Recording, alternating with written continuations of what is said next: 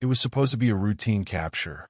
The aliens had done it 1,000 times before, swooping down, grabbing a weak human, and taking them back to their ship for questioning. This time, they had chosen an old man. A frail, quiet, slow-moving old man. Easy target. No risk. No trouble. Or so they thought. The ship hovered in the dead of night, invisible to human eyes. A soft, blue beam of light shot down, surrounding the man as he sat on a wooden bench in the park. He barely had time to look up before his body floated into the air, sucked into the spaceship like a leaf caught in the wind. No one saw, no one heard, and yet, if they had known who this old man really was, they would have warned the aliens, because they had just made the biggest mistake of their lives. The old man blinked as he found himself inside a cold, metallic room. The air smelled strange, almost sterile, like a hospital but worse. His hands shook, not from fear but from something else. He let them shake, let them believe he was weak. A group of alien soldiers surrounded him, tall creatures with shimmering skin, their eyes glowing in the dim light. They looked at him with amusement. One of them stepped forward, speaking in a voice that was both mechanical and full of contempt. "You are now a prisoner of the Vark's dominion. Do not resist." The old man tilted his head, his wrinkled face showing no emotion. "Resist." His voice was hoarse, tired. "Now why would I do that?" The aliens exchanged glances. This was too easy. The human was compliant. Weak. Fragile. They didn't even bother to tie him down. One of them sneered. "We have questions. You will answer." The old man gave a slow, tired nod. "I've answered many questions in my life." He sighed. "I suppose I can answer a few more." The interrogation began. They asked him about Earth's defenses, its leaders, its weapons. He answered everything, told them exactly what they wanted to hear. Too easily. The alien commander frowned. Something felt wrong. This human should have been afraid. He should have been begging for mercy, confused, desperate. Instead, he was calm, too calm. And his eyes. The commander had seen many humans before. He had seen fear, anger, confusion. But this man? His eyes had seen things, done things. They were old, yes, but they were not weak. Something twisted in the commander's gut. "Who are you?" he demanded. The old man smiled. It was not a kind smile. "You mean you don't know?" The alien stiffened. The room, once buzzing with arrogance, grew silent. The commander narrowed his eyes. "This is not a joke, human." "Who are you?" The old man let out a slow breath. He rolled his shoulders, as if shaking off the weight of something unseen. Then, with a small chuckle, he spoke. "Once upon a time," he said, "I was the worst thing to ever happen to creatures like you." The aliens exchanged uneasy glances. The room felt colder now. "You see," the old man continued, his voice steady, "before I got old, before I got slow, I was something else."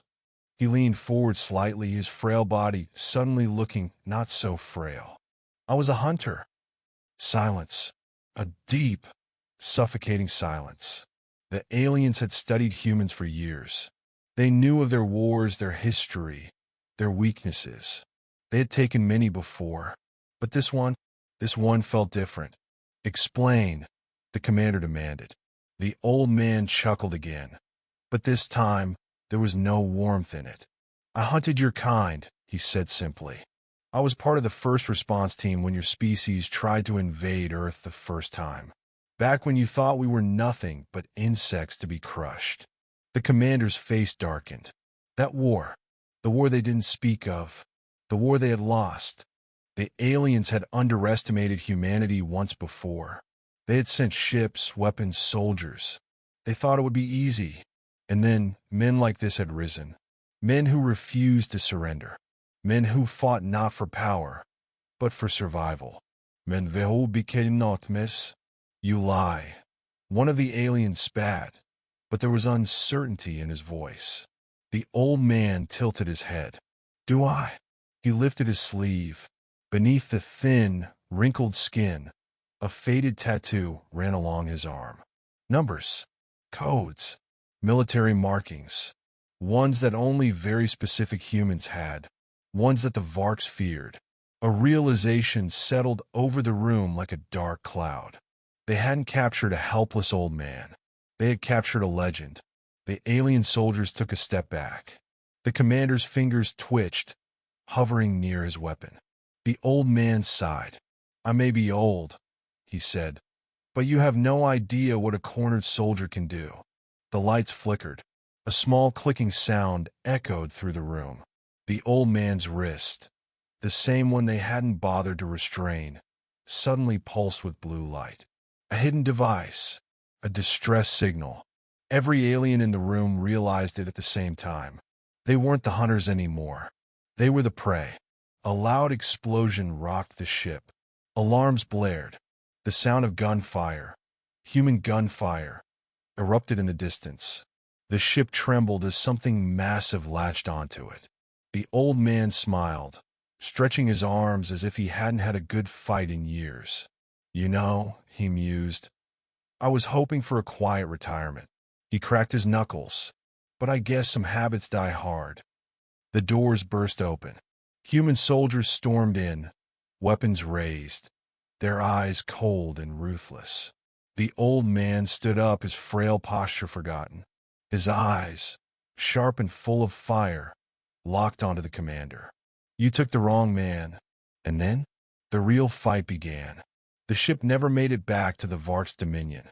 The aliens who survived told whispers of what happened that night, of how one old man brought down an entire ship, and of how, sometimes, the deadliest monsters don't look like monsters at all.